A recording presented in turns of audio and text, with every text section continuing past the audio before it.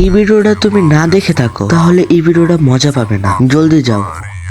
Attlee 90s সময় টয়টে মোট 10টি গাড়ি তৈরি করেছিল, যেমন Nissan 300 ZX, Mazda RX-7, Honda NSX। মার্কেটে কম্পিটিশন বেশি চলছিল আর ইন্টারন্যাশনাল মার্কেটে আরো বেশি।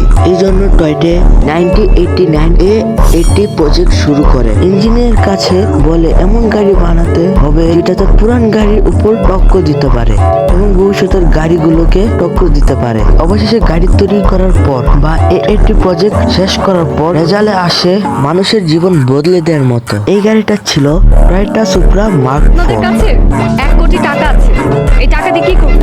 জীবনের ইচ্ছাগুলো পূরণ করবো আগে। জীবনের কি ইচ্ছা? জীবনে একটা গার্লফ্রেন্ড নেই। 1 কোটি টাকা দিয়ে সে গার্লফ্রেন্ড বানাবে, এটা তার জীবনের ইচ্ছা। আপনি কি করবেন? আমি আগে নিব সুপ্রা MK4। 1993 শিকাগো মোটর শোতে এই গাড়িটা প্রথম রিভিল করে। তারাও এটাও বলে টয়োটা এমন ডিজাইন কখনো করেনি। আর পারফরমেন্স করার জন্য লাগানো হয় মাস্টার 2JZ ইঞ্জিন। ইঞ্জিনিয়াররা নিজেও ভাবতে পারে নাই তারা যেন গাড়ি না মনস্টার তৈরি করে ফেলেছে। ইঞ্জিনিয়াররা জানতো যে এই গাড়িটার ভবিষ্যতের গাড়িগুলোর উপরে টক্কর দেওয়ার জন্য তারা সাইলেন্সার ব্যবহার করে, তাও সাধারণ সাইলেন্সার না।